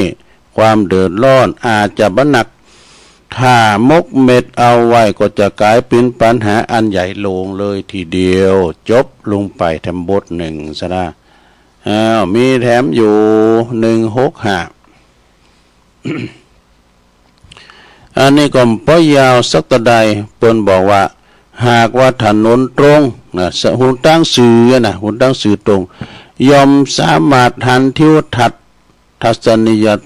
หันทิวทัศน์ได้ไกลนะหุ่นตั้งสื่อเหยียดนี่นะหันหุ่นตั้งไกลนะแต่ถ้าหุ่นตั้งคดเคี้ยวเลี้ยวรถนี่หรอยอมบ่สามารถพอไปไกลได้ถ้าจิตใจเฮาสื่อตรงจะสามารถพอสัจธรรมได้ลึกซึ้งได้เนี่ยแต่ถ้าจิตใจเฮาบ่สื่อตรงแล้วใส่เนอก็จะถูกบังบ่อาจหันสัจธรรมได้เหมือนกับตั้งกฎตั้งโกงมันหันไปต่างหน้าค ความซื่อตรงยอมเกิดหนุนความเจริญของญาณปัญญาเนี่ยของญาณปัญญาถ้าเกิดจะบำรุงปัญญาต้องฝึกความซื่อตรงอย่าเกิดคดเพราะว่าจะทำเหอะปัญญาจะแคละแกลนวะนะสัจจะบารมียอมเกิดหนุนแก่ปัญญาบารมีคุณความดีทั้งหลายยอมเสริมเกื้อหนุนยอมเสริมเกื้อหนุนซึ่งกันและกันเองจบไปทำอย่างลงเนอะผู้เลิงทำ2 บทได้เดี๋ยวอันอื่นมาว่าแล้วมั้ง2 บทสุดท้าย166หนังสือคติธรรมอาจารย์พระครูสุเมธธรรมเสวีเพื่อก็บอกว่าผู้มีจิตใจใสสะอาดจะสามารถเมตตาเนอะเมตตาได้แม้กระทั่งคนชั่วคนบดีก็เมตตาได้สดาญาโยมสเตอเขาเย็บพิษเนี่ยไปแล้วนะเปิ้นยับได้นะเขาขึ้นอีดูบนเท่าไหร่ได้ก็คุณบดีเอาอีดูอย่างน่ะมันเขาขี่อีดูคุณน่ะผู้ที่มีจิตใจใสสะอาดจะสามารถเมตตาแม้กระทั่งคุณนั้นเป็นคุณบดีคนชั่วแต่คนชั่วจะไปยอมหลับแม้กระทั่งคนดีเนี่ยแม้กระทั่งคนดีๆกับชั่วเนี่ยมันจะเข้ากันร่วมเหมือนกับบาปกับบุญมันก็น้ำมันกับน้ำจริงเขาเนี่ยมันจะเข้ากันนะอิจฉาริษยาได้แม้กระทั่งผู้ที่มีพระคุณแก่ตนเนี่ยคนชั่วนี่นะอิจฉาริษยาได้แม้แต่เปิ้นมีบุญคุณแก่ตัวเก่าแต่ก็ไปอิจฉาเปิ้นหักหลังทรยศได้แม้กระทั่งผู้ที่กำลังช่วยเหลือตนดูเปิ้นช่วยเหลือเปิ้นเคียงบ่าเคียงไหลได้มาหักหลังเปิ้นนะผู้ใฝ่ในธรรมหันดังนี้ปีนอุทาหรณ์เนอะจงหักษาจิตตัวเองให้บริสุทธิ์อยู่เสมอบ่โคดบ่เกตนะคนชั่วบ่พยาบาทบ่อาฆาตพยาบาทปองไล่คนที่มุงไล่เฮาดูความชั่วในโลกนี้มีอยู่มากแล้วปล่อยให้มันลามเข้าไปสู่ใจเฮานะอย่าปล่อยให้มันลามไปสู่ใจเฮาเพราะว่ารักษาจิตใจหือดีงามดีกว่าไว้ดีกว่าถ้าจิตใจของเฮาในเสียเฮาก็จะเดือดร้อนเป็นคุ้นแหลกถ้าความโกรธความเกลียดเฮาโกรธเฮาเกลียดเหนือไผเฮาก็จะตุกเป็นคุ้นแหลกรักษาจิตให้บริสุทธิ์นั้นมีกายิงจิตดีงามอันนั้นนะคือกาของมันดีมีกากว่าเพชรพลอยทั้งปวงอันนี้ก็เน็ตเหมือนกันได้ลงนะเน็ตเหมือนกัน อีกแถมบทหนึ่งบทสุดท้ายบทที่167เนี่ยมันมีหลายนะสดามีเป็น200ป่ะมีเป็นบทด้วยกันข่าวเวลาได้จะดีนะเดี๋ยวก็ลองฟังพอก่อนศรัทธาญาติโยมท่านผู้สั่งสมจิตโดยเมตตาเนี่ยนะสั่งสมจิตโดยเมตตา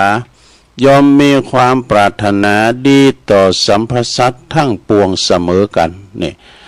บ่แบ่งจั้นวันนะบ่เลิกตีหักบ่เลิกตีหักตีจังแยกมิตรศัตรูได้นี่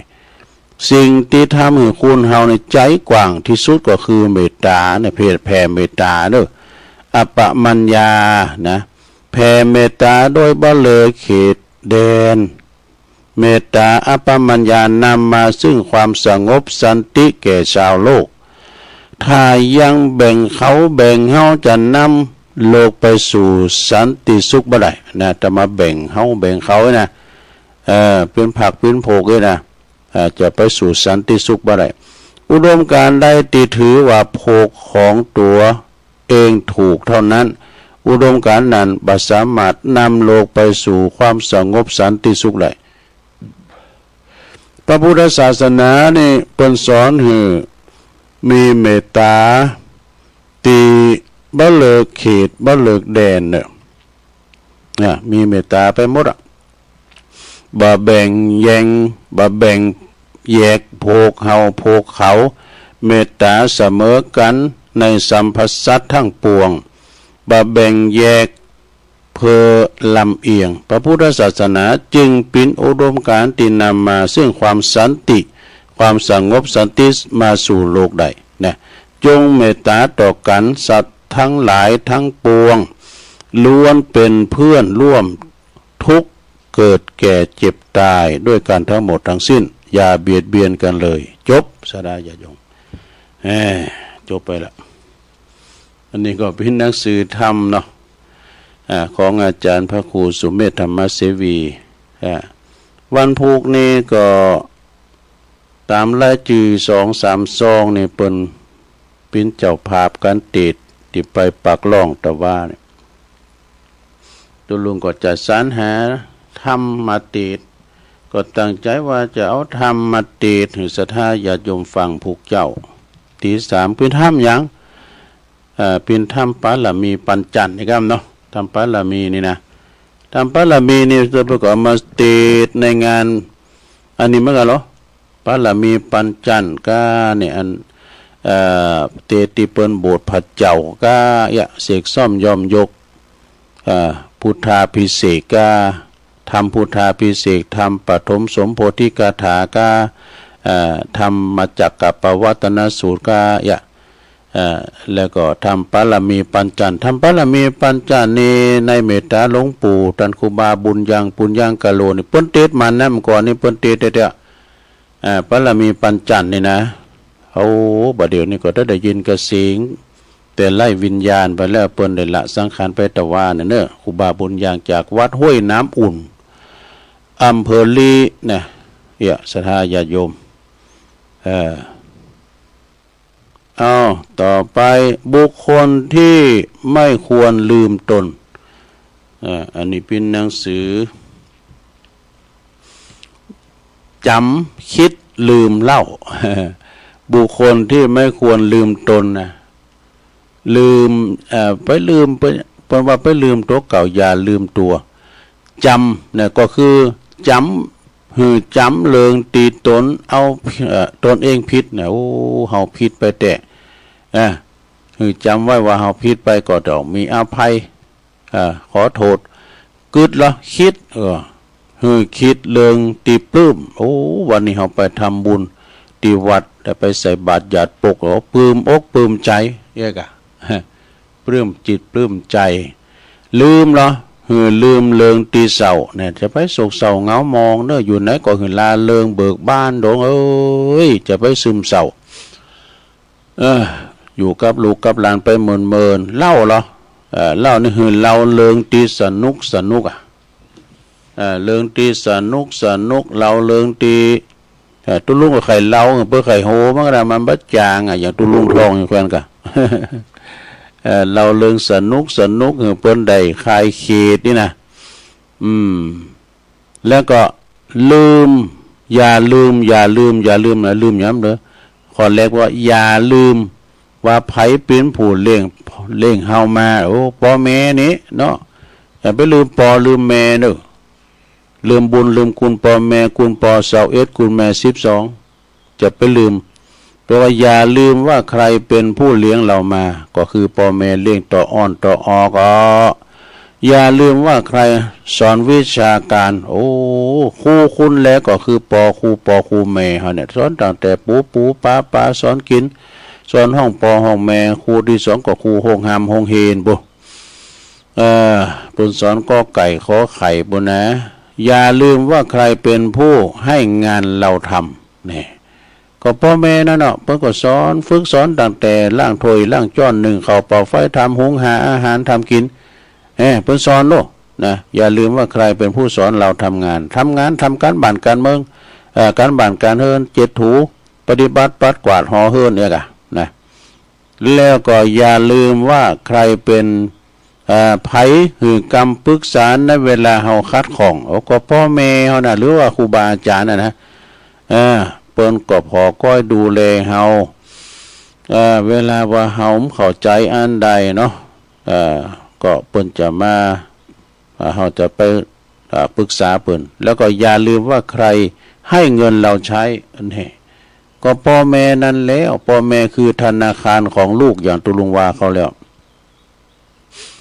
ธนาคารธกสก็ดีสหกรณ์ก็ดีออมสินก็ดีเปิดวันจันทร์ถึงวันศุกร์แล้วกันเนาะวันเสาร์วันติดผมจะเปิดนี่ธนาคารพ่อแม่นี่เบิกได้ตลอดเวลาเบิกได้ถึงวันเสาร์วันติดฝนตกก็เบิกได้บ่หาเวลาบางที นอนรับอยู่ได้แต่ก็เมื่อคืนก็ปลุกห้องมาเบิกได้แล้วก็อันนี้ผู้เลี้ยงเรามาผู้ที่เลี้ยงเรามาก็คือพ่อแม่อย่านึกว่าตนเองสุจริตดูอย่าคิดว่าตนเองเก่งอย่าอวดเบ่งว่าพ่อแม่ใหญ่โตเนี่ยอย่าอวดเก่งว่าพ่อแม่รวยเนี่ยอย่ายิงว่าตนเองหล่อสวยอย่าฉวยคิดว่าชีวิตจะยืนยาวนี่อันนี้เป็นข้อประมาทด้วยเนี่ยพ่อแม่เราเป็นตำโนดนะจันผู้ใหญ่นะเนาะไปเบ่งจะเปิดด้วยกันเนาะพ่อแม่รวยนะนะตนเองนี่หล่อเหลาเฮาเนี่ยจะอายุมันยืนยาวนะต้มเขาวัดง่ายตัวละหน่อยนะอันนี้นะอยู่ในความข้อประมาทข้อประมาทเป็นหนังสือที่เอามายกมาเล่าสู่จูกันฟังบัวพ้นน้ำด้วยมีธรรมบทหนึ่งปริศนาคุณธรรมค้ำชีวิตพิชิตความสำเร็จนี่เปิ้นลิขิตเขียนมานะท่านอาจารย์มหาประสิทธิ์ธรรมพินันโทอย่าหันแปลว่าอย่าเห็นเสียว่าเป็นสวยอย่าเอาต้นกล้วยมาทำเสาถ้ามันเปื้องแล้วเนาะเอาก้ากล้วยมาทำเสานะแต่ก้ากล้วยนี่ก็มีคุณประโยชน์หลายอย่างเอาไปซับแล้วก็เอาไปลากเป็นหวานกาคือน้ำมันเปงคือมันเปงก้ากล้วยเปิ้นเอามาแปลงเต้าตังสีเอามาแปลงสัตว์โตก็ได้มานะหมดก้ากล้วยนี่นะเอามาซอยโยกเอามาแกงกล้วยใส่โยกนี่ได้สักปะ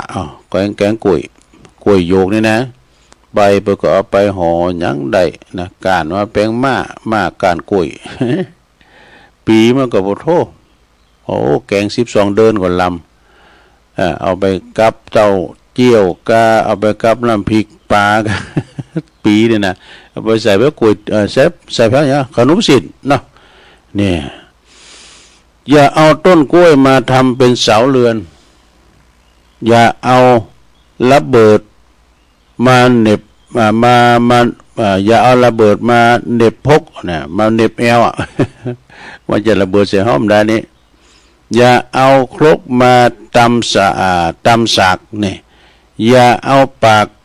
ไปอมหอกอมหอกอมดาบอย่าเอาน้ำไปกรอกกระบอกปืนก็เฝ้าก็จุ่มมันได้ยิงไปออกเบ๊บัง อย่าเอาน้ำไปกรอกใส่กระบอกปืนนี่อย่าไปยืนขวางทางธรรมนี่บนจะเตดน้ำเตดธรรมก็ไปยืนขวางบนนี้นะก็บ่ได้เนาะอย่าไปกวนน้ำหือขุนเนี่ยน้ำเพิ่นใสอยู่อันนี้เป็นปริศนาธรรมเนี่ยไปกวนน้ำหือขุนนี่นะพร้อมยังเปิ้นเปรียบอุปมาเนี่ยคุณเฮาอยู่กันอย่างลุมยินเป็นสุขมนจ้าหวานใส่กันนะเป็นปีน้องเปิ้นป้องเดียวกันเป็นหยังก็ปึงปลาอาศัยกันและกันมีคุณบัดนี้มายุโยงนะมาขุนน้ำมาทำให้เปิ้นแตกข้อแตกแยกกันอันนี้นี่เปิ้นว่าอย่าโกนน้ำหือขุนเนี่ยน้ำเปิ้นใส่แต่แล้วก็ไปจิคุณนั้นหน่อยไปว่าคุณนั้นหน่อยนะทำให้แตกแยกกันอันนี้เรียกว่าเป็นกายเป็นน้ำขุนอย่าเอาฝุ่นทวนลมนะลุมขี้ฝุ่นนี่ไล่แรงว่าหมอวานาสะจะไปลืมแมทเนอะเอาผ่าแมทเอามาปิดจมูกหูดังฝุ่นนี่นะ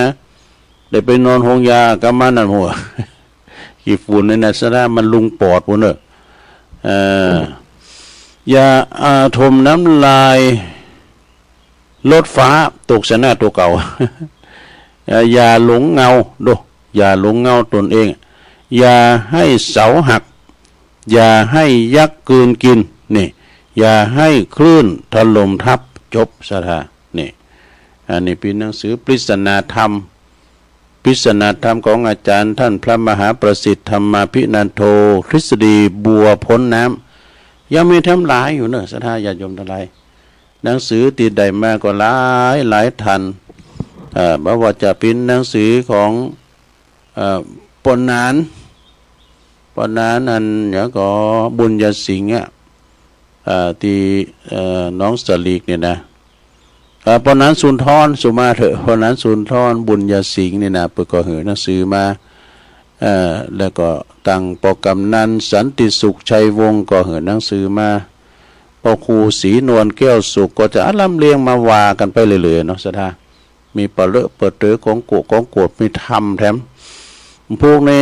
มดเจ้าจะเตดธรรมปะละมีปัญจันเนอะสถาญาโยมถ้าสอหาพอธรรมปะละมีปัญจันในธรรมมงคลเนอะสถาเป็นเสกซ่อมยอมยศก็หลวงปู่ครูบาบุญยังเป็นเตดเป็นประจำเวลาเปิ้นนั้นอบรมสมโพธิเนาะพุทธาภิเษกพระพุทธรูปเจ้าปิมปาก็จะมีธรรมหมดเนี่ยธรรมมงคลอย่างเปิ้นจะมีตีวัดสันเมืองในวันที่31ติดหน้านี่นะก็จะสวดมนต์ตันคือสวดเต็มบ่ได้จองเอาหันหน่อยเด้อสวดมนต์เต็มนะบทจะใช้เวลาเป็นชั่วโมงเด้อโอ้แต่ก่อนตุลงพินตูใหม่เนี่ยไปสวดมนต์โดยเปิ้นน่ะได้สักอย่างก็แล้วได้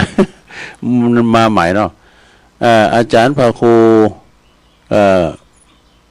กัลยาณธรรมนิวิทย์เนี่ยหลวงพ่อครูบาเสาคำโอ้ยเปิ้นสวดมนต์เก่งวัดหลวงศรีตินะสวดมนต์เก่งฮือธรรมะเก่งนำภาวนาเก่งนะตัวลุงปิ้นตัวใหม่ก็ไปเข้ากรรมนะกะเพิ่งไปเป็นลูกศิษย์ครูบาแต่นะเปิ้นสัมโมทนิยกถาก้าไอ้นะเราเปิ้นปิ้นเจ้าคณะตำบุญนะสถาเดี๋ยวนี้เปิ้นก็ปิ้นเจ้าคณะตำบุญอยู่นะวัดหลวงศรีติฉะนั้นในเปิ้นก็จะมีวันที่31แล้วก็วันที่1 31มีนาแล้วก็1 เมษายนที่วัดอาจารย์เน้นหลักวัดสันเมืองนะเปิ้นอันนี้กะสระเราสวดมนต์ตันแต่บ่ได้เตดน้ำเตดธรรมเอกะปฐมสมโพธิกาถาก็พุทธาภิเษกนี่นะวันที่31แล้วก็บทเน้นก็มีลายนะบทเน้นภาคฤดูร้อนนี่นะในวันที่31เหมือนกันนะ31มีนา1 เมษายนก็เพิ่นจะจัดการบทเน้นที่วัดโบสถ์น้ำดิบเนี่ยตำบลน้ำดิบนี่นะคณะสงฆ์ตำบลน้ำดิบโดยท่านเจ้าอธิการพิเชษสิริพัทโทตุปิเศษพระอาจารย์พระครูสาธิตสารคุณตีปรึกษาเจ้าคณะตำบลน้ำดิบเจ้าวัดน้องผาขาวนะพระครูธีรกิจจาธิคุณวัดปากล่องแล้วก็ท่านพระครูวิโรจน์ชัยยาพรอันนี้เป็นพิประธานปตนะจะจัดให้มีโบสถ์กันในวันที่31นะเป็นก็โบสถ์นาคเนาะวันที่1 เมษายนก็จะโบสถ์เน้นตรงก็หลายตีเนาะวัดศรีไซมูลกู่ไล่มือทำแล้วเนาะศรีไซมูลกู่ไล่มือเนี่ยก็จะโบสถ์วันที่1เหมือนกันนะสระเนาะ31นะก็ตัวโขดโหกันนุ่งผ้าขาวกันนี่กะพระครูสิทธิกิจยาพรเป็นเลขาเจ้าคณะอำเภอนะแล้วก็มีที่ไหนแหมปูนเอาเนาะที่วัดป่าล้านเหนืออาจารย์พระครูปิยะศิลวิเชียรในเขตปกครองของพระครูวรธรรมนาถเปิ้นจะมีโบสถ์ในวันที่10แล้วก็11เดือน11 12กะสมานเมษา11นะเปิ้นก็จะโกนผมกำสังฆโบสถ์นากันวันที่12ก็จะโบสถ์เนนกันอันนี้เปิ้นปล่อยสร้างรองเด้อปล่อยสร้างรองน่ะที่วัดป่าล้านเหนือนะโตพี่น้องไตวัดที่ลุมดอยแล้วที่ครูบาวันนี่เนาะต่างวัด กูแก้วนาคราชแห่ก้องกับวันคำคืนหูเนอะพี่น้องไตนะเดี๋ยวนี้ก็ย่ำยั่งกันนะ เปิ้นบทว่าแล้วกันเนาะบทเน้นและบทปล่อยสั่งลองขี่ข้อกันแห่กันเนี่ยกะโอ้เปิ้นเอากันใหญ่เนอะสถาถ้าปล่อยสั่งลองนั่นน่ะพี่น้องไตที่วัดป่าล้านก็ปากันไปเนอะป่าละแวกไก่เคียงอยู่ในเขตตำบลสันติสุขอำเภอดอยหล่อนี่นะก็ตีวัดพระธาตุดอยน้อยทำเนาะก็ว่าหางเปิ้นก็หางตัวเก่าของวายพองตัวก็ทัดเต่าเดียวกันน่ะถึงวัดโบสถ์น้ำดิบวันที่31ก็จะโบสถ์หนักสะอาดและที่1 เมษาก็จะโบสถ์เนนเนี่ยนะวันพุธละอ่อนจะมาแล้ววันที่25นะจะมาฝึกละ จะลุงดอยมาฝึกวันที่25นี่จะมาสอนกราบสอนไหวสอนเอสาหังพันเตสอนกำบทอย่างเงี้ยกะฝึกกันเป็นเบื้องต้นก่อนเนี่ยนะตีวัดพระธาตุดอยน้อยในเมตตาธรรมหลวงพ่อพระครูสาธุกิจจานันท์แล้วก็ท่านพระอาจารย์หมอโดยนะปีแล้วมี70ปลายปีนี้เขาได้สักตั้งเป้าว่าสัก50ถึงบ่ฮู้เด้อสถาเด้อละอ่อนก็เข็มน่ะ บางพองก็โบสถ์แล้วก็โลดนะโลดเฮนตัวหลวงพ่อก็สูงเฮนต่อถ้าไฟในการเฮนจบปริญญาปุ่นนะอันนี้ก็เป็นการประชาสัมพันธ์เนาะที่เพิ่นจะโบสถ์เน้นโบสถ์พระโบสถ์เน้นกันหลายตีหลายต่างเด้อก็ศรัทธาเฮาเป็นผู้ที่อุปถัมภ์บำรุงไปซ่าเขาไปหับเป็นเจ้าภาพนำปานะกาเข้าตุ่มจังหันตอนเจ้ากาเอกะนะแจ้งบอกให้ศรัทธาญาติโยมอูไปอูมาในศรัทธาเวลาตุลุงมดไว้เห็นแล้ววันนี้มันได้สาระประโยชน์อันใดสักตัวใดเนาะเอาไว้จันทร์หน้าเนาะจันทร์หน้าก็มาเตดน้ำเตดธรรมศรัทธาได้ฟังกันวันนี้ก็เอาให้มองอีกเนาะพอหายพอดีพวกเจ้าก็จะสอธรรมมาเตดปัลมีปัญจันพองนิทานธรรมพองนาที3ก็มาปะกันดำเนินวันพุธนี้ก็จะเป็นวันอังคารนะอังคารตอนเจ้าก็ฟังรายการสารธรรมตอนมะเร็งเวลานี้ก็ฟังพระอาจารย์เน้นหลักเด้อปัญโยนันวัดสันเมืองจะมาเข้ารายการนำรายการจากลาสุ่งงานเห็นทำน้องเจกันเด้อโชคดีมีใจเหมือนกันจุโคนจุตานเนอจัตตาโลธรรมาวัฏันติอายุวันโนสุขังปะลา